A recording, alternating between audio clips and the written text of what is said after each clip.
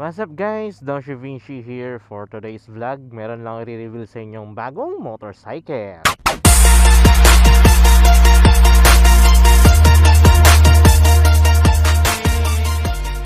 Actually, hindi ko na papabonggahin yung pag-reveal ng motorcycle na to. Sige, without further ado, ito na ang ating bagong motorcycle.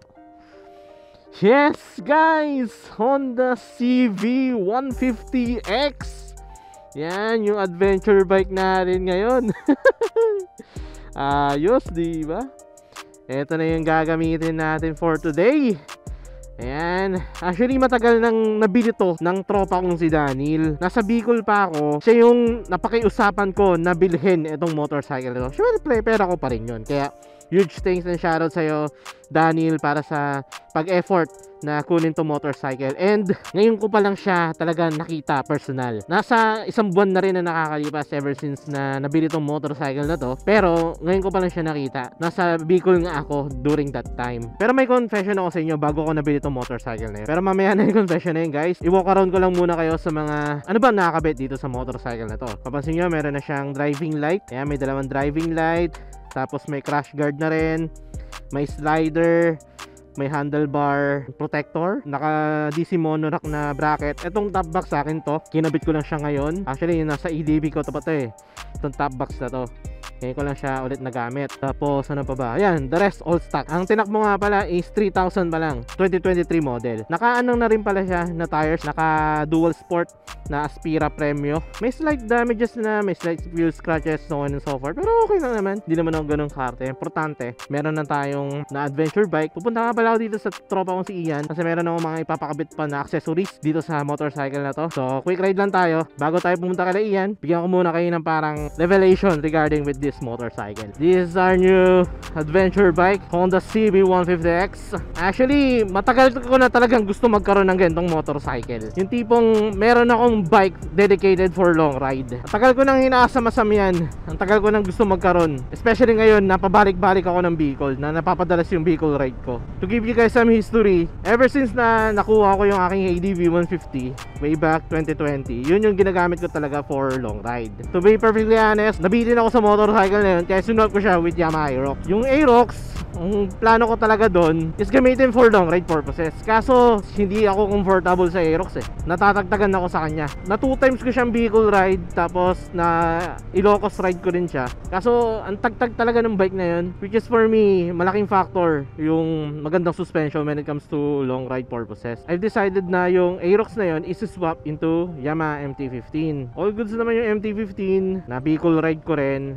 And maganda rin naman ang experience ko sa MT-15. Kaso during that time, napapaisip ako magkaroon ng sports bike. Namimiss ko mag sports bike since napapadalas na rin yung weekend rides ko ulit after ng pandemic. Kaya yung MT-15 sinuwap ko with 300 SR.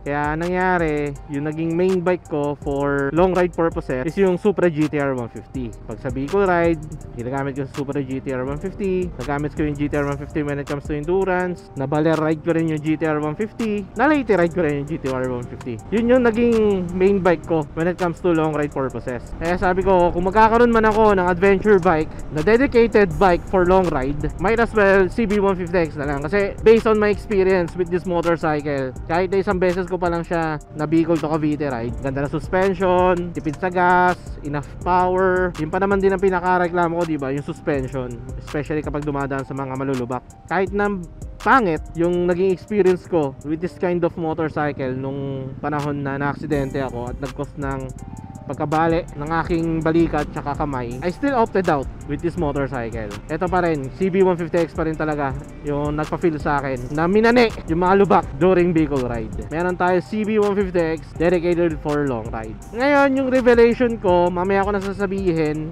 At pupunta muna ako dito sa tropa kong si Ian. Then after makabit ng mga accessories na ipapakabit natin, saka ako i-reveal sa inyo yung sinasabi ko na revelation. So update ko na lang kayo guys kapag pabalik na ulit ako, okay? Sakto, baha agad. Mamaniin lang na itong bike na to. Wala, adventure bike eh. A few minutes later. So ito na guys, ito na yung mga pinakabit natin na accessories kay Ian. Actually ilang araw na rin nakakalipas, and ngayon lang ulit ako nakapag-update. Ganun pa man, ito RCB na clutch lever, yan, pinakabit na rin natin. RCB na brake master sa front, charger, pakabit din tayo para pa naglo-long ride, at least may pang-charge tayo. Tapos handlebar riser, yan, para mas mataas siya. Although mataas naman yung handlebar, kaso kinakabitan ko pa ng handlebar riser para hindi tumama itong brake rate switch sa fairings ng motor. Kasi nung wala pang riser, na nangyayari, tumatama siya.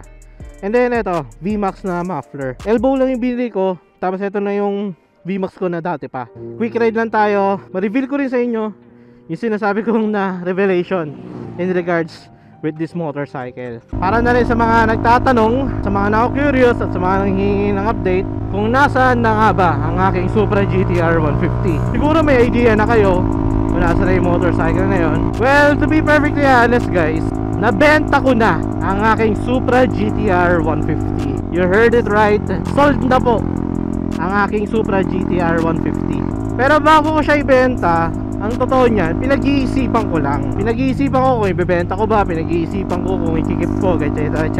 Kasi way back 2021, ang plano ko talaga sa motorcycle na yun, kaya ko siya kinuha para sana gawing GP concept, GP bike, gamitin for racetrack purposes and so on and so forth. Hanggang sa dumating sa point na nagagamit ko na siya for long ride purposes. Yun yung ginagamit ko for vehicle ride, endurance, nabiyahe ko na siya sa Leyte, kung saan saan pa. Kumbaga, sa dinamit naming motorcycle na ginamit ko for vehicle ride or for long ride, yung Supra GTR lang talaga yung nagtagal sa akin. Yung parang lagi ko nagagamit in terms of long ride. Hanggang sa naisip ko na what if ibenta ko na yung motorcycle at palitan ko ng bike dedicated talaga for long ride, for vehicle ride, for adventure, for long ride and so on and so forth. Hindi ko pinopost sa social media yan GTR ko, hindi ko pinopost sa marketplace, hindi ko pinopost sa kung saan saan. Pero may nakita kasi ako nagpost ng looking for GTR 150. Minessage ko siya, inoffer ko yung motor ko, hanggang sa nagkaroon kami ng close deal.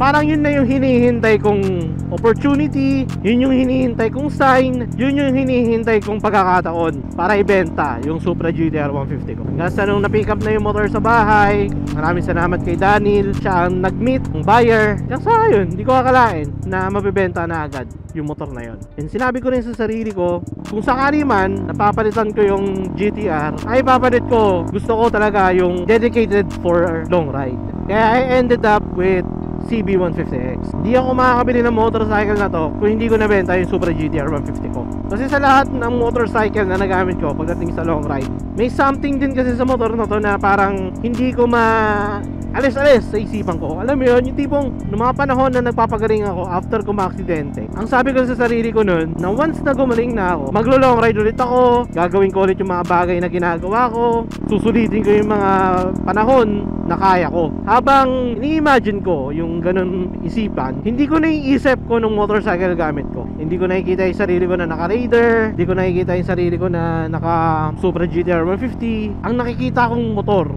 na gamit ko, nai-imagine ko na maglo-long ride ulit ako, is eto, Honda CB150X. Yun yung isang reason kung bakit etong motor ang binili ko. Even though na hindi maganda yung na-experience ko sa ganitong klase motorcycle, kasi ganitong motor gamit ko nung panahon na na-aksidente ako, I still gonna opted out with this motorcycle. Kasi iba talaga yung adventure na pinafeel sa akin ng motorcycle na to. Marami akong pwedeng motor na bilhin. Pwede ako bumili ng NK400, pwede ako bumili ng Dominar 400, tutusin, expressway legal, big bike, etc. etc. Parang hindi ko kasi talaga nakikita sarili ko na gamit ko yung mga motor na yun. Mas nakikita ko yung sarili ko na ganitong motor ang gamit-gamit ko. So yan yung reason guys. Yan yung sinasabi kong revelation sa inyo. Yan yung sinasabi kong twist in regards with this motorcycle. Marahil may mga magko-comment ulit na sasabihin na bebenta mo rin yan, etc. etc. So on and so forth. Actually, ayoko na talaga sana pansinin yung mga ganyang klaseng comments. Pero gusto ko na lang din i-address, no? For context lang din, yung GTR ko, 3 taon na sa akin. Sa 3 taon na yon, sinulit ko na rin yung motorcycle na yun. Na-outgrow ko na siya, kumbaga. Darating talaga tayo sa point na ma-outgrow natin ang isang bagay. And wala naman masama doon. Walang masama kung mag-i-stay ka sa ganyang klaseng motor. Walang masama kung i-upgrade mo yung motor mo. Ang importante kung saan ka mag-e-enjoy, kung saan ka masasatisfy, kung hanggat kaya mo, gawin mo. As long as na wala kang tinatama ka ibang tao. Kaya ganun na lang din yung reason ko ngayon. I'm not sure kung maintindihan nyo ako, pero kung naiintindihan nyo yung ginagawa ko, maraming salamat. possible ibenta ko rin itong motor na to. Pero kung sakali man dumating sa point na magkaroon ulit ako ng opportunity makapag-upgrade sa motor na to, syempre gagawin ko yun. Kasi dun lang naman din talaga tayo papunta eh. We are growing, kumbaga. Mag-grow talaga tayo. Kaya kung may mga times na kailangan mong magpalit ng motor para sa ikabubuti mo, kagiginhawa ng pakiramdam mo, then go for it. Gawin mo lang kung saan ka magiging masaya. Kaya yan ang ginagawa ko with this Honda CB150X. Same engine lang sila ng GTR, pero in terms of comfort, in terms of stability, in terms of fuel tank, suspension, so on and so forth, mas upgraded to compare sa GTR. So yun lang naman guys ang aking revelation regarding sa motorcycle na to and regarding sa aking Supra GTR 150. Kaya sa mga nagtatanong kung nasa na yung GTR ko, sold na po siya, pero ito ang pinalit ko, Honda CB150X. Ang pangalan nga pala ng motorcycle na to is Senna. Shoutout nga pala Adriatico Clothing para sa aking version 4 na riding jersey na suit ko ngayon. Simple lang yung design, pero at least may dating, di ba? Yan. Available na to sa Lazada, nandiyan sa description box yung link. Dito ka natatapusin ng vlog. Maraming salamat sa pag-nood, sa pag-like, sa pag-share, maraming salamat sa pag-comment. You all know drill. Ride safe. Peace out.